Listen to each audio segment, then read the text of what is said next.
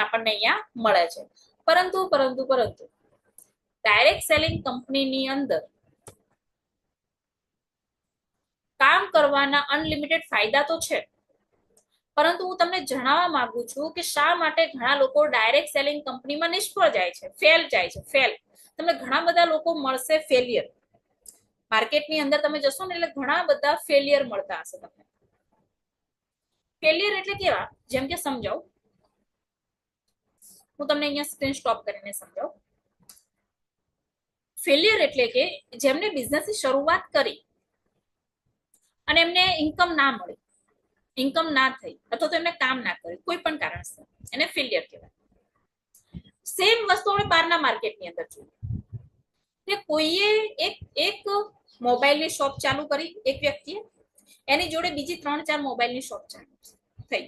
પહેલા એક વ્યક્તિએ કરી, પછી બીજા વ્યક્તિ, ત્રીજા, ચોથા, 5, 6, 7, 8 લોકો એક સાથે મોબાઈલની દુકાન સ્ટાર્ટ કરી દીધી 5-6 મહિનાની અંદર.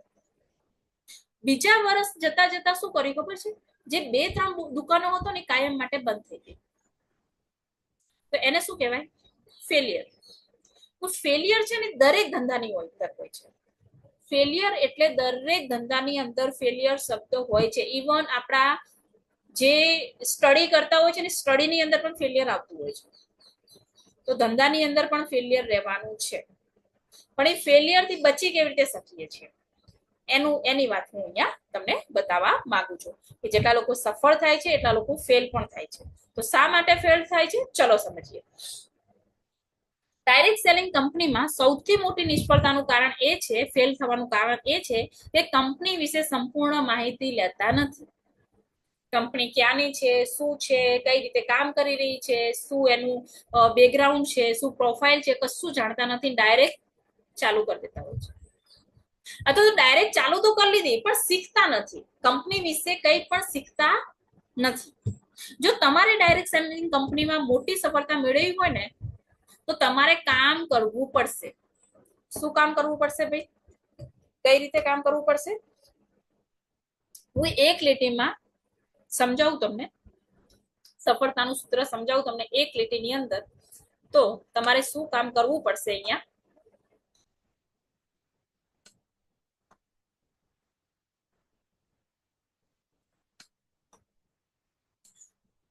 સૂત્રો વિશે વાત કરું તો એટલે કે કોઈ પણ કંપનીમાં કામ કરવાની સિસ્ટમ હોય છે. જો તમે ડાયરેક્ટ સેલિંગ કંપનીમાં કામ કરો છો તો કામ કરવાની સિસ્ટમ છે. ડાયરેક્ટ સેલિંગ કંપનીની અંદર પણ કામ કરવાની એની સિસ્ટમ છે, રાઈટ? તમે ગમે તે ક્ષેત્રમાં હોવ, તમે પણ કામ કરવાની સિસ્ટમ હોય છે. ગમે તે ક્ષેત્રમાં જતા રહો, દરેક જગ્યાએ કામ કરવાની સિસ્ટમ હોય છે.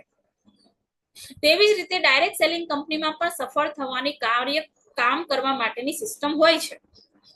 અને જે વ્યક્તિ આ સિસ્ટમ પ્રમાણે કામ નથી કરતો એ જ વ્યક્તિ ફેલ થાય છે, એ જ વ્યક્તિ સફળ થતો નથી. અને જો તમે નેટવર્ક માર્કેટિંગમાં બિઝનેસ સફળતા હાંસલ કરવા માંગો છો અને મોટી સફળતા હાંસલ કરવા માંગો છો તો તમારે સૌથી પહેલા તમારા વિચારોને સકારાત્મક બનાવવા પડશે. કારણ કે નકારાત્મક વિચારસરણીની કોઈ પણ મોટું કામ થઈ શકતું નથી. પહેલી વસ્તુ, આપણી જે કંપનીની સિસ્ટમ છે એ પ્રમાણે તમારે કામ કરવું પડશે. બીજી વસ્તુ, તમારા વિચારોને તમારે થોડા પોઝિટિવ બનાવવા પડશે. કેવા? પોઝિટિવ વિચારો કરવા પડશે. અને કેમ કે કોઈ પણ ક્ષેત્રની અંદર જતા રહો, અગર આપણે નેગેટિવ માઇન્ડસેટ હોય છે તો નેગેટિવ માઇન્ડસેટ સાથે કોઈ મોટું કામ થતા નથી, રાઈટ? અને સકારાત્મક વિચારસરણી એટલે કે એટલા માટે તમારી વિચારસરણીને સકારાત્મક બનાવવી પડશે. સકારાત્મક રીતે વિચારશું, પોઝિટિવ વિચારીએ, તમારા વિશ્વાસ રાખવો પડશે, તમારે પોતાની ઉપર વિશ્વાસ રાખવો પડશે, તમારે તમારી કંપની ઉપર વિશ્વાસ રાખવો પડશે, તમારે કંપનીની સિસ્ટમ સાથે સકારાત્મક પોઝિટિવ માઇન્ડસેટથી તમારે કામ કરવું પડશે. અહીંયા જે વસ્તુ કહેવામાં આવે છે એની સાથે પોઝિટિવલી માઇન્ડસેટ સાથે કામ કરવું પડશે.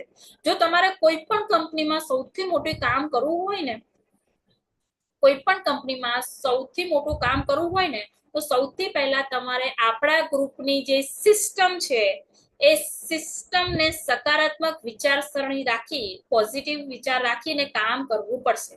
અને આ રીતે તમે કંપનીમાં મહાન કામ કરી શકો છો અને તમે ખૂબ મોટી સફળતા હાસિલ, ખૂબ મોટા સફળ વ્યક્તિ બની શકો છો. અગર તમે આપણી ગ્રુપની સિસ્ટમ પ્રમાણે કામ નથી કરતા તો હું તમને 100% કહું છું તમે ફેલ થવાના છો. પણ તમે જે જે વસ્તુ કહેવામાં આવે છે એ પ્રમાણે કામ કરી રહ્યા છો તો હું 100% કહું છું તમે સક્સેસ થવાના છો. તો શું કરીશું ભાઈ, કેટલા લોકો ગ્રુપની સિસ્ટમ પ્રમાણે કામ કરશે? યસ એવરીવન, ફટોફટ રિપ્લાય આપશે મને કે યસ હું રેડી છું, હું રેડી છું ગ્રુપની સિસ્ટમ પ્રમાણે કામ કરવા માટે, હું રેડી છું. RD RD, yes, very good, very good, yes, okay. તો થેન્ક યુ સો મચ.